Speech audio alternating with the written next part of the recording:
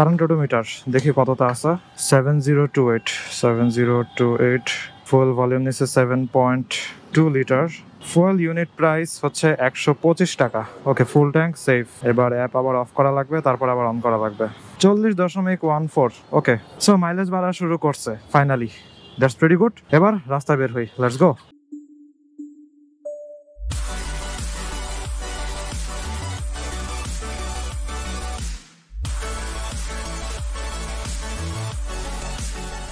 এই WhatsApp everyone, সবাই কেমন আছেন? এখন আছি হচ্ছে আমি ধানমন্ডির লালমাটি এরিয়ার দিকে।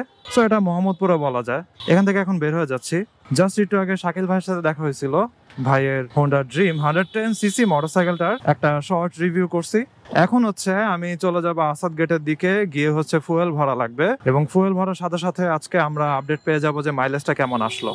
কিন্তু একটা সন্দেহ হচ্ছে যে মাইলেজটা আগের বারের মতো এবারও কম আসতে পারে। লাস্টের বারের মাইলেজটা আমি আপনাদেরকে বলি, ওইটা আসছিল হচ্ছে 38, এবং 38 কিন্তু খুবই কম মাইলেজ।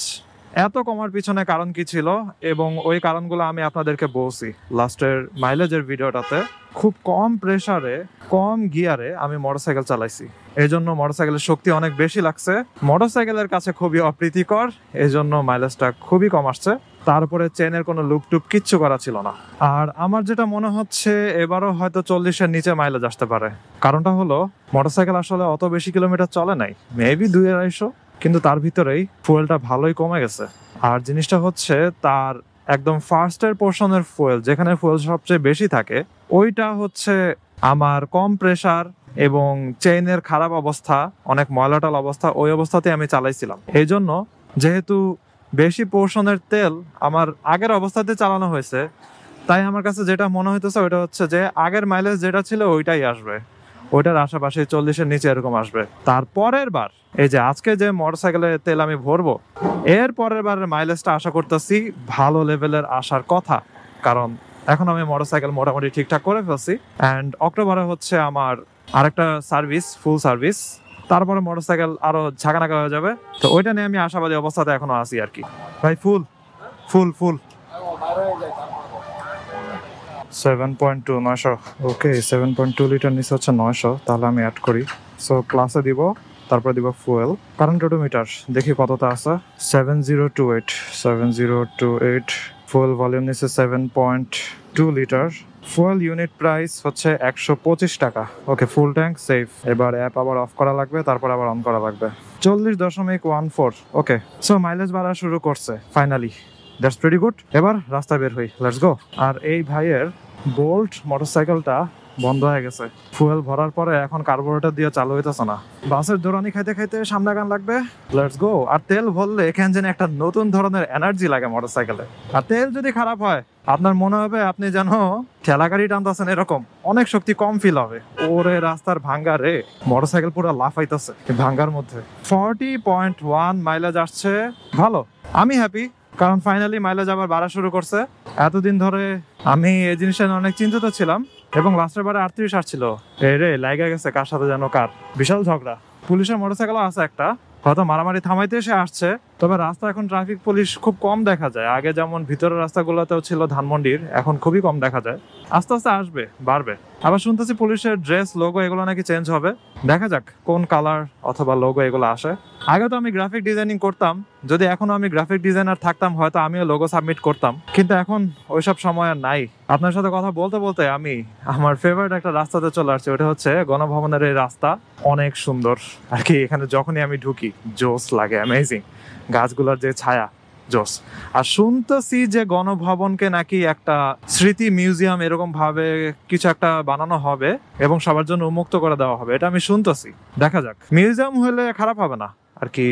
মানুষেরা ইতিহাসগুলা জানুক, কি হয়েছে না হয়েছে সবগুলা, কেউই যেন না ভুলুক। আমরা কেউই ভুলবো না আসলে কি হয়েছিল।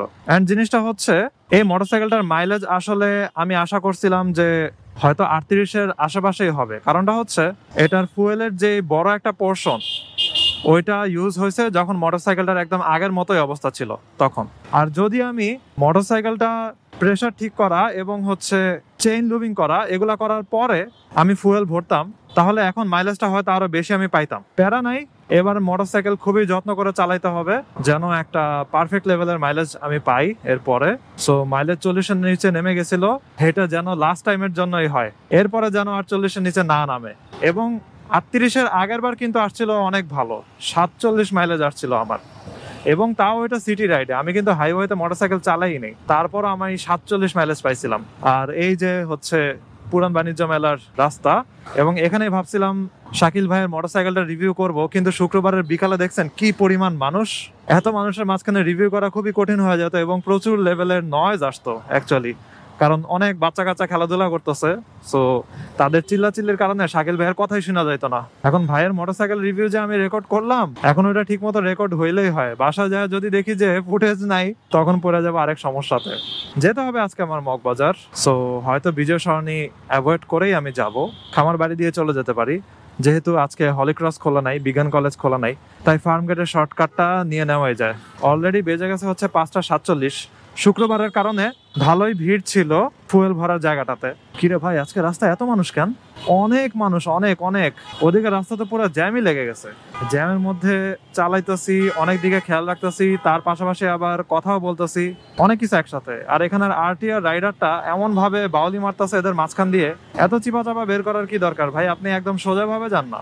চলে আসছি মেট্রো রেলের বিজয় সরণি সিগন্যালের সামনে, বামে গেলে বিজয় সরণি, কিন্তু আই গেস আমি চলে যাব সোজা, আমার ইচ্ছা নাই বিজয় সরণির জ্যাম খাওয়ার। তার উপর আজকে রাস্তায় যে পরিমাণে গাড়ি দেখতেছি, বিজয় সরণি তো মনে হয় এতক্ষণে ফুল হয়ে গেছে। এই গাড়িটা হঠাৎ করে বামে চাপাইলো, পুরোই প্যানিক মোড অন হয়ে গেছিল, দেখছেন কোনো জায়গায় রাখলো না, বামে চাপে চলে আসলো। আরে গাড়িটা দেখি ট্যাটু করা, অনেক ধরনের স্টিকার লাগানো গাড়িটাতে, ছাপড়ি গাড়ি নাকি কে জানে, এমন ভাবে দাঁড়া করাইছে, সাইড দিয়ে যাওয়ারও উপায় নাই। শিকড় বাসের পিছনে আমরা সবাই আটকা, ওরে আবার রিক্সাও দেখেন ওভারটেক করতেছে মাঝখান দিয়ে এরকম ভাবে। ওয়াও, সেই সেই, চালা যাও ব্রো। ফাইনালি শিকড় বাসের শেকড় থেকে মুক্ত হইলাম, এখন আবার আমরা সবাই চলা শুরু করছি, তার পিছনে আমরা সবাই আটকা পড়ে গেছিলাম। সে যাত্রী দেখে দাঁড়ায় গেছে, আমরা তার পিছনে বসে আছি। একটু পরে সন্ধ্যা হয়ে যাবে, রোদ ওই সাইড থেকে এই বিল্ডিং গুলোর উপরে পড়ছে, আর মোটরসাইকেলে ঘুরতে বাজে হচ্ছে 5:53।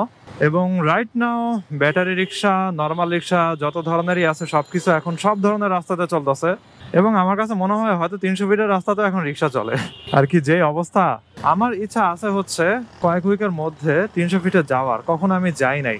মোটরসাইকেলটা এত বছর চালা ফেলাম, কিন্তু কখনো একটা এক্সপ্রেস হইতে চালাই নাই, জিনিসটা ভাল লাগে না। মাইলেজের কথায় আসি, লাস্টের ভিডিওতে কেন আমার মাইলেজ কমে গেছিল, ওইটা হচ্ছে আন্দোলনের সময় এবং তার আগে পিছনে মিলায় হচ্ছে প্রায় 1 মাসের মতো মোটরসাইকেলটা আমার একদম বসা ছিল। এবং এরপর আমি যখন মোটরসাইকেলটা নিয়ে বের হয়েছি, ওই অবস্থাতে আমি মোটরসাইকেলটা চালাইছি, কিন্তু প্রেসার অনেক কম ছিল। এই বাইকটা নিয়ে যখন আমি বাসা থেকে বের হইতাম, তখন আমার কাছে মনে হইতো যেন ভারী কিছু একটা নিয়ে বের হয়েছি, চলে না এরকম আর কি, সামনে যেতে পারতাছি না এরকম। কিন্তু এখন হচ্ছে অনেক স্মুথ হয়ে গেছে, অনেক ফ্রি হয়ে গেছে, একদম পারফেক্ট কন্ডিশন এরকম লাগে।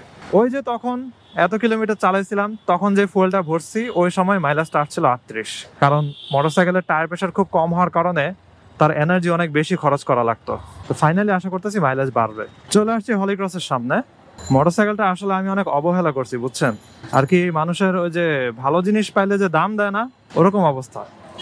এত ভালো একটা মোটরসাইকেল আমাকে এত ভালো আউটপুট দিতেছে, এই জন্য আমি অবহেলা করতেছিলাম। ওয়াও, রিক্সার সামনে এটা কি লাগাইছে, বৃষ্টির জন্য মনে হয়। মোটরসাইকেলটা নিয়ে আমি ভালোই রাইড করছি, কিন্তু চেইন লুবিং অথবা টাইট করা এই সেই এগুলো কিচ্ছু আমি করি না, এবং চেইন টাইট আছে নাকি নাই এই জিনিস আমি চেক করি নাই বলা যায়। লাস্ট যে সার্ভিসিং করছি তারপর থেকে আর করি নাই, ওইটা ছিল মনে হয় এপ্রিল। চিন্তা করেন, May, June, July, August, September, so almost 5 মান্থসের মতো আমি কিছুই চেক করি নাই। ঠিক আছে, চেইন ঠিক আছে নাকি, টায়ার প্রেসার ঠিক আছে নাকি, কিছুই চেক করি নাই। পরে যখন ফাইনালি আমি আন্দোলনের পরে মোটরসাইকেলটা নিয়ে গেলাম, এই রে কাদা ছিটে এসে আমার প্যান্টের মধ্যে লাগছে, আমার সাদা রঙের প্যান্ট গেল, পুরাই গেল। যাই হোক, এরপরে যখন ফাইনালি আমি নিয়ে গেলাম মোটরসাইকেলটারে, তারপরে হচ্ছে তারা দেখলো যে প্রেসারটা অনেক ডাউন, প্রেসারটা ঠিক করে দিল এবং চেইনটা লুপ করে দিল যখন আমি ওয়াশ করতে গেছিলাম। আর হোন্ডা শোরুমের হচ্ছে ছেলেটা একটু চালায় টালা দেখলো, তারপরে বললো যে এভাবে চালান, সমস্যা নাই, আরো 500-600 কিলোমিটার চালায় আসেন, তারপরে ইঞ্জিন অয়েলটা চেঞ্জ করেন। কিন্তু শাকিল ভাই ইঞ্জিন অয়েলের ব্যাপারে একটা জিনিস বললো, যে ইঞ্জিন অয়েল আসলে মানুষেরা যে বলে, যারা বিভিন্ন দোকানদারেরা যে 200-300 কিলোমিটার আরো চালায় আসেন, আসলে তাদেরকে বলা উচিত না যে কত কিলোমিটার চালাইছি, এবং চেক করে আর কি ভালো মতো না বুঝে ইঞ্জিন অয়েল চেঞ্জ করা উচিত না। অনেকেই বলে যে অনেক তাড়াতাড়ি চেঞ্জ করে ফেলান, আসলে এটা কিন্তু বিশাল বড় একটা বিজনেস।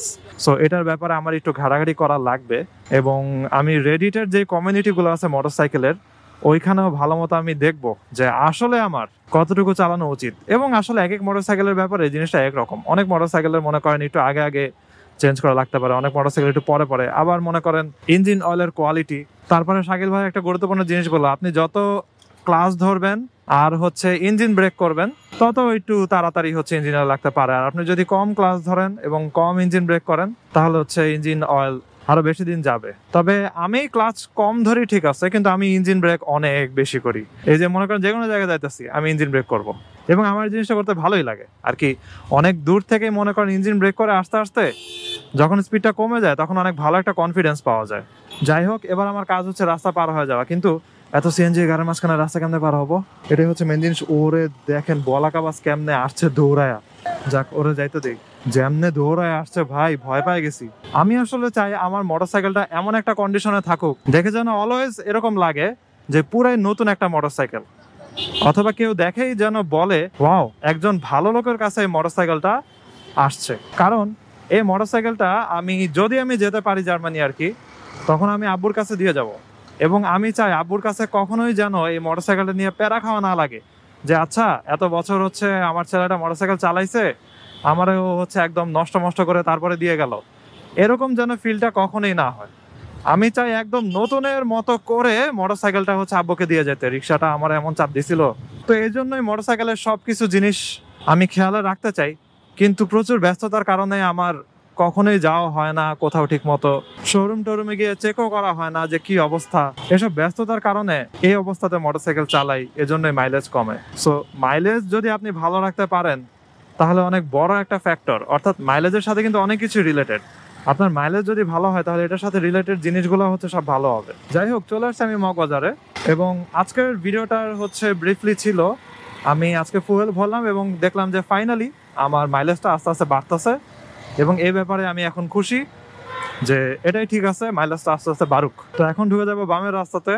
আমি লাকি যে এমন একটা সময় আমি আসছি এখানে যে কোনো জ্যাম ট্যাম নাই, রেল লাইনের সিগন্যালটা পরে নাই, সিগন্যালটা পড়ার আগে আমি এখানে আসছি। আজকে ভিডিওটা এখানেই শেষ করি। I hope you guys like this video, and if you are watching me for the first time you can kindly subscribe. তো সিনা নেক্সট সময় ভালো থাকেন, সাবধানে রাইড করেন, টাটা।